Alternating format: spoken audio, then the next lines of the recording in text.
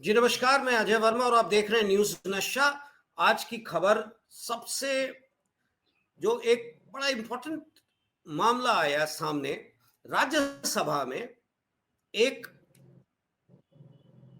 Member के seat पे ये मुद्दा उठा कि वो जहां उनको अलॉटेड सीट, राज्यसभा में अलॉटेड सीट्स होती हैं लोकसभा की तरह, हर जगह इवन असेंबली में अलॉटेड सीट होती हैं, उनके अलॉटेड सीट पे 50,000 रुपए मिले करेंसी। मुद्दा उठ गया, राज्यसभा में हंगामा हो गया और ये और कोई नहीं, कांग्रेस के एक वरिष्ठ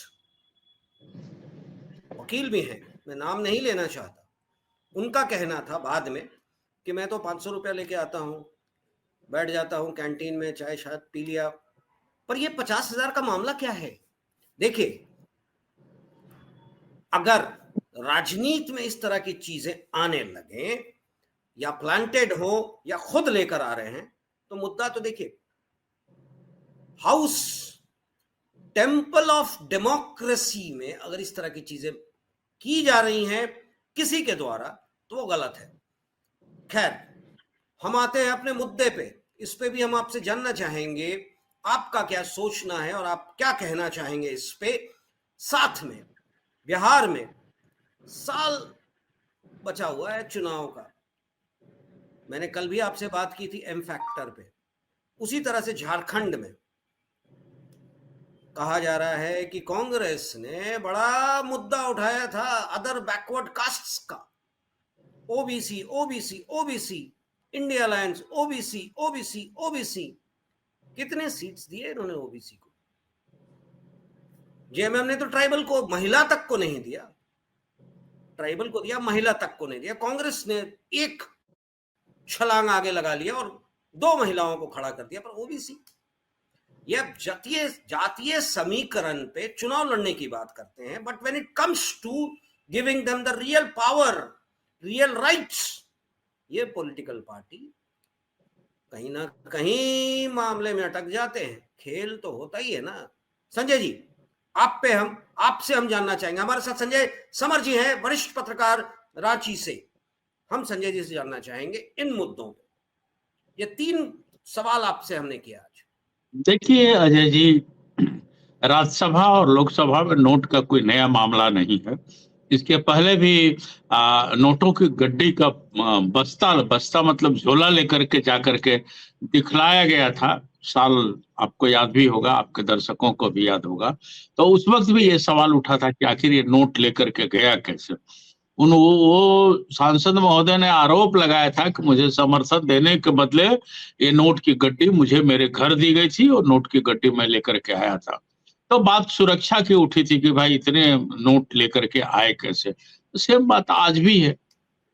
मुख्य मुद्दा रोजगार, मुख्य मुद्दा महंगाई, मुख्य मुद्दा स्वास्थ्य, इन सब चीजों को छोड़ करके, चाहे आपने सही कहा, जिस पार्टी ने अगर ध्यान विचलित करने के लिए, ध्यान इधर उधर घटाने बढ़ाने के लिए अगर लोग इस तरह के मुद्दे को खड़ा करते हैं, तो ये हम जनता का, तमाम देश की तमाम जनता का दुर्भाग्य है कि सस्ती लोकप्रियता के लिए ये काम जो भी किया, जैसे भी किया, ये गलत है।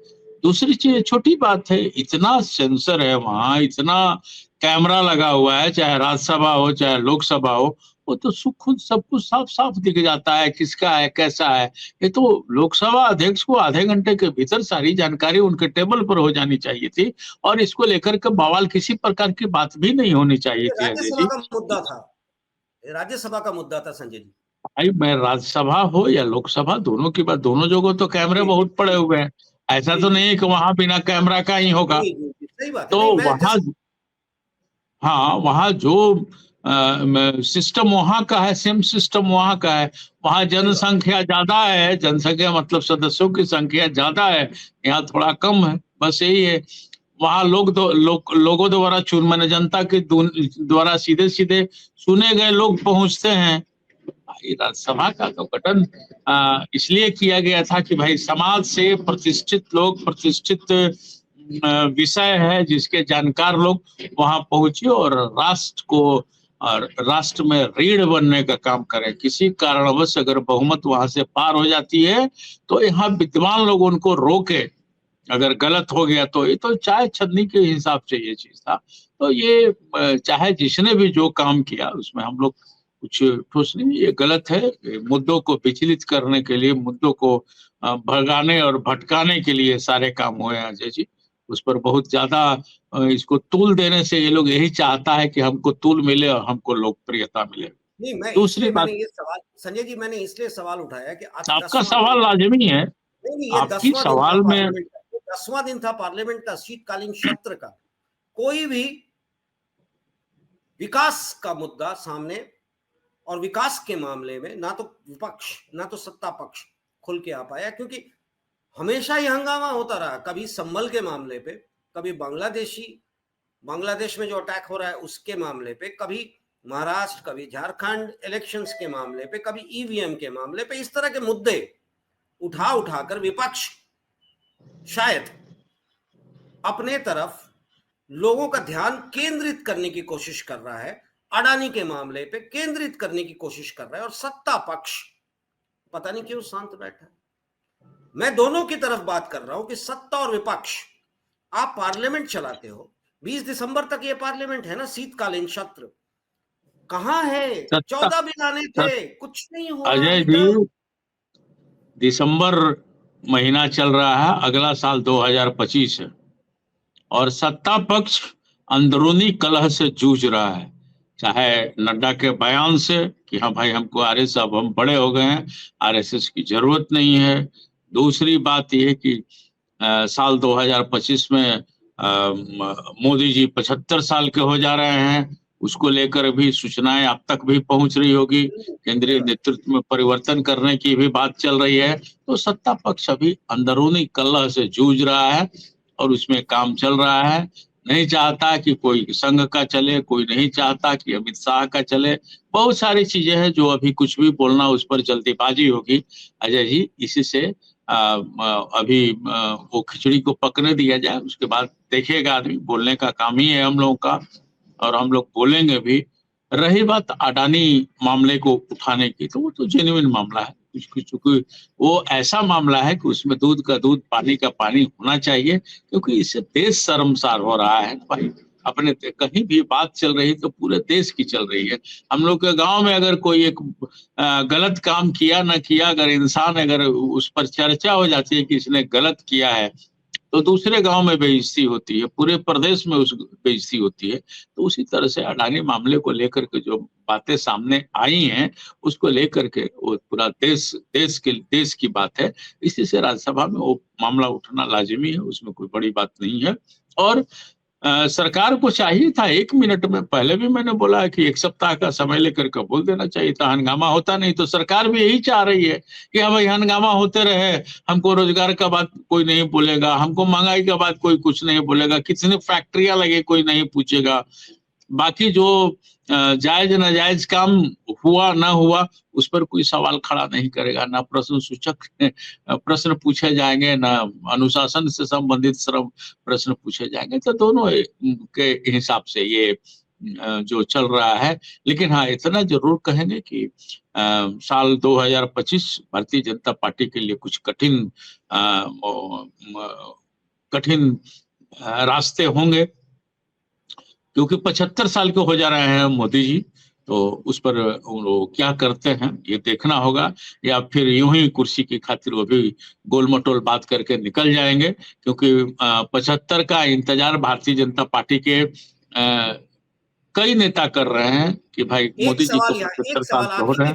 आप ही की बात से जुड़ा हुआ एक सवाल। सरकारी नौकरी में 58 इयर्स या 60 साल, कॉर्पोरेट में भी 60 साल के बाद लोग रिटायर कर जाते हैं, भले ही कितने स्किल्ड हो, भले ही कितने सक्षम हो। फिर क्यों पॉलिटिक्स में 60 का रिटायरमेंट नहीं है? या फिर फॉर दैट मैटर हम देख रहे हैं ना कि नौकरशाह जो राज्य या स्टेट गवर्नमेंट के साथ खास तरीके से जुड़े हैं, उनको 3 साल 5 साल का एक्सटेंशन भी दे दिया जाता है। तो ये आम आदमी के लिए क्यों नहीं है? 58 में रिटायरमेंट, 60 में रिटायरमेंट, प्राइवेट हो, कॉर्पोरेट हो या सरकारी हो, क्यों नहीं पॉलिटिक्स में पॉलिटिशियंस रिटायर करते हैं एक उम्र के बाद? 80, 100। सवाल का आपके सवाल का जवाब सवाल से अजय जी, जी समर्थ को नहीं दोष गोसाई जो कहा गया है, आप ऐसे सोचे कि 30 साल 25 साल की नौकरी करने के बाद पेंशन नहीं, और ये लोग 5 साल की जबर नौकरी करने के बाद इन लोग को ताउम्र पेंशन। सवाल का जवाब सवाल से होता वो है। तो ये अब उसमें हमने कहा कि समर्थ को नहीं दोष गोसाई, इन लोगों के लिए सब कुछ सही है। और जो सच का देश का रीढ़ है, सच की बात कर रहे हैं, चाहे एक हमारे यहाँ सहयोगी चपरासी जिसको बोलते हैं वो हो, या फिर वरिष्ठ पदाधिकारी, काम तो करते ही हैं। अरे भाई, आज के दिन में पोस्ट ऑफिस डिपार्टमेंट और रेल घंटा 1.5 घंटा 2 घंटा लेट सेट आपका काम तो कर दे रहा है। इस 2 विभाग पर तो कोई सवाल नहीं है। तीसरा विभाग अगर हेल्थ का भी मानिएगा अजय जी, तो जितने भी सरकारी अस्पताल हैं, सबसे क्रिटिकल पोजीशन में वहां मरीज जाता है। और वहां आप डेटा देखेंगे अजय जी, तो 75 से 90% लोग मरीज ठीक होकर के ही निकलते हैं। सरकारी अस्पतालों का डेटा है, जो मैं गलत नहीं बोल रहा है, आपके दर्शक नेट खोल करके भी देख सकते हैं कि सरकारी अस्पताल में कैजुअलिटी कितनी है और प्राइवेट अस्पताल में कैजुअलिटी कितनी है। तो जो कर्मचारी या कर्मी देश हित में काम करते हैं उनको पेंशन नहीं, और जो 5 साल इन के प्रकरण जाति के आधार पर, धर्म के आधार पर, रंगबाजी के आधार पर, बंदूक के नल के नाली के हिसाब से दिखा करके जो जीत गए उनको पेंशन। ये दोहरी नीति है। इस पर मोदी जी शुरू में ही बोले थे कि बहुत सारी चीजों में सुधार होगा 2014 से, लेकिन अभी तक तो कुछ ठोस दिखलाई नहीं दे रहा है। ज्यों ज्यों दवा की मर्ज बढ़ता गया वाला हिसाब में काम हो रहा है। तो भारतीय जनता पार्टी अभी अंदरूनी कलह से जूझ रही है, बहुत लोग देख रहा है, इसी से अभी वो चुप बैठी हुई है, कुछ बोल नहीं पा रही है। हाँ, पत्ते का इंतजार जरूर कर रही है। पत्ता अगर उनको खुला हुआ थोड़ा सा भी मिलेगा तो उस पर बयानबाजी देखिएगा कि सोशल मीडिया रंगाना चालू हो जाएगा और काम चालू हो जाएगा। तो ये नोट वोट का मामला वो चलते रहता है, कोई बड़ी बात अब नहीं दिखलाई दे रही है उस मामले में नैतिक जिम्मेवारी ये बनती थी कि वो आया और तुरंत का तुरंत हंगामा होने से बढ़िया था उस पर जांच कमेटी बैठती, और जांच कमेटी बैठने के बाद उसका निदान होता तो काम की बात हो जाती ना, फिर तो वहां काम आ जाता, काम हो जाता, आ जाता था, फिर जनता के लिए काम करना पड़ता। यहाँ तो इरादा ही बना करके बैठा है लोग कि भाई जनहित में उतना ही ऑक्सीजन देना है जितना में वो लोग चल सके। लेकिन आने वाला कल अजय जी बहुत बढ़िया नहीं है। बेरोजगारों की टीम जो फौज खड़ा हो रही है वो देखिएगा तो बड़ा सोचिएगा तो दर्द होगा। पानी की स्थिति इतनी गंदी होने जा रही है कि कहिए मत, साल 2030 के बाद कर्नाटक जैसे जगह में पानी का किल्लत होगा, झारखंड जैसे जगह में पानी का किल्लत होगा, और बहुमंजिली इमारतें धनाधन बनाने के लिए अनुमति मिलती जा रही है। छोटे लोग जो झोपड़पट्टी में रहते हैं अब बड़ी इमारत बन जा रही है, पानी नीचे बोरिंग हो जा रहा है, उनको पानी का किल्लत हो जा रहा है, पानी की दिक्कत हो जा रही है। तो बेचारे जो छोटे हैं वो सफर कर रहे हैं।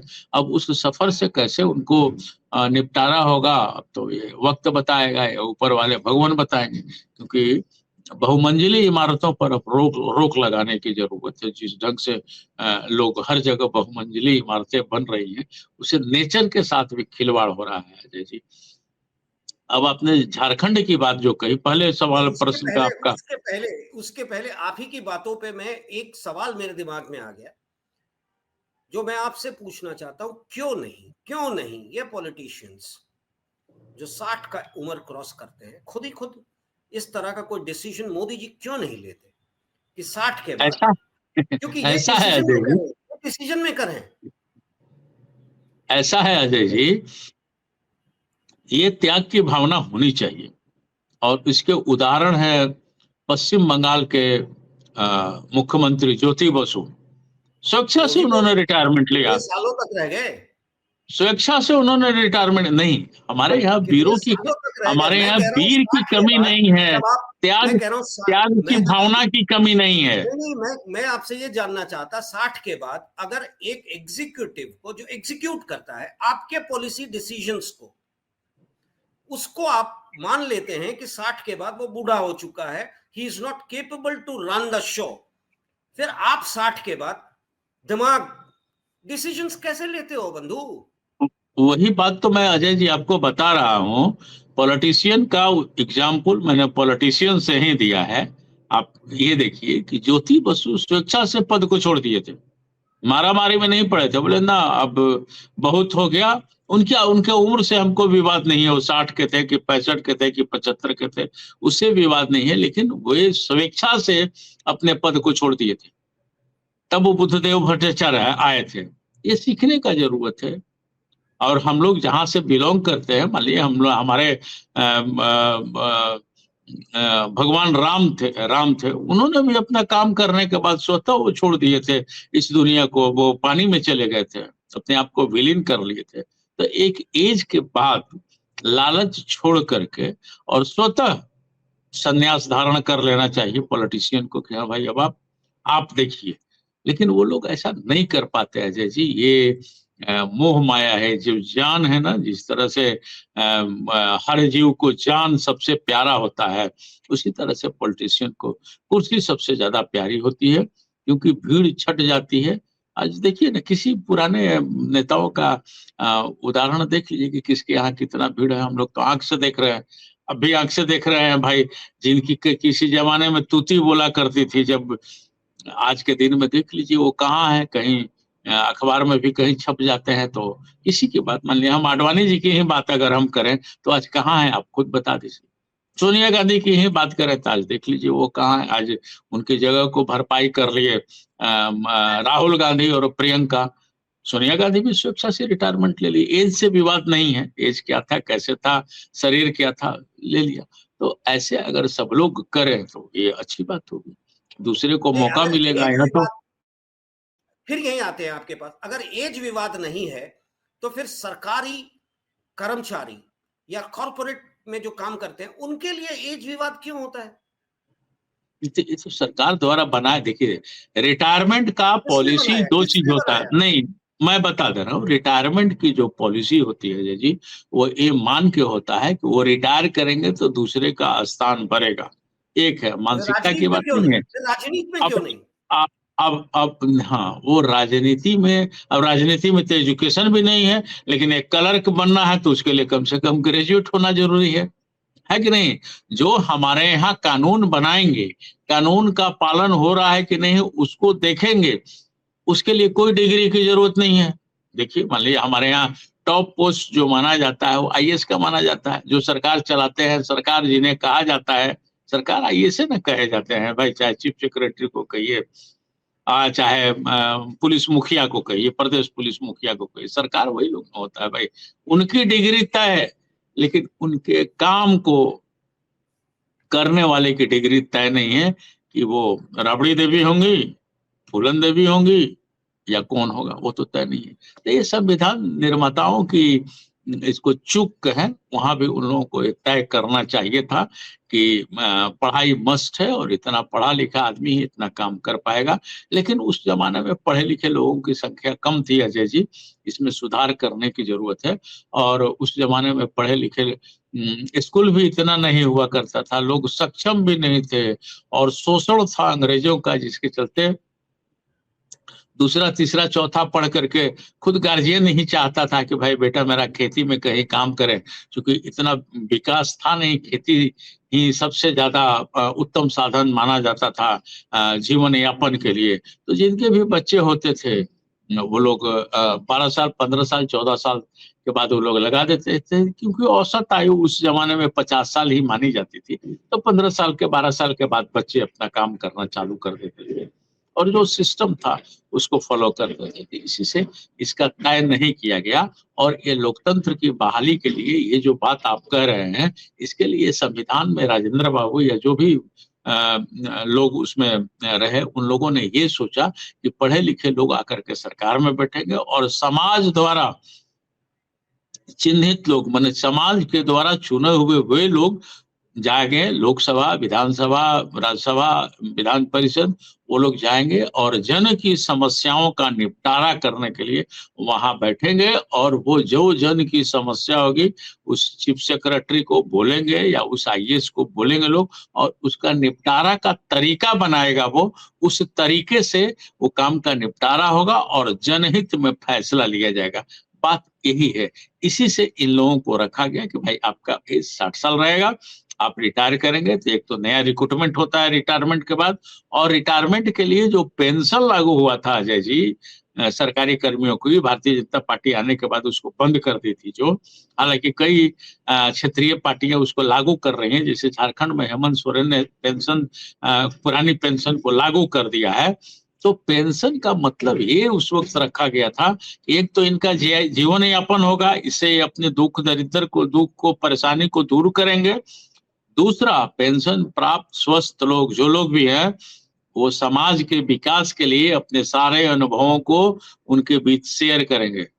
पेंशन लेके घर में बैठने के लिए पेंशन नहीं तय हुआ था। पेंशन इसलिए तय हुआ था कि आप जिस विभाग से रिटायर कर रहे हैं उस विभाग की जानकारी, उसके क्रियाकलाप, उसके काम, उसकी प्रक्रिया आप तमाम भारतवासियों को बताएंगे, अपने मोहल्ले को बताएंगे, अपने गांव को बताएंगे, अपने शहर को बताएंगे। तो ये सिस्टम था।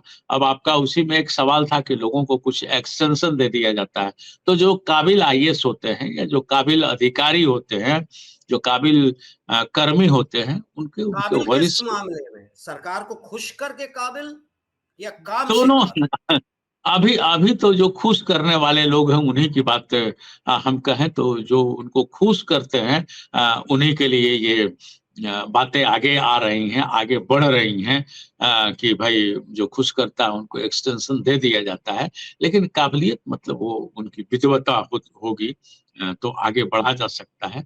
ऐसा ऐसा माने है अजय जी, ऐसी बात है। और आप हमसे जुड़े रहने के लिए सब्सक्राइब करें YouTube पर, फॉलो करें ट्विटर पर और लाइक करें Facebook पर। और ज्यादा जानकारी के लिए आपको टाइप करना होगा सिर्फ न्यूज नशा।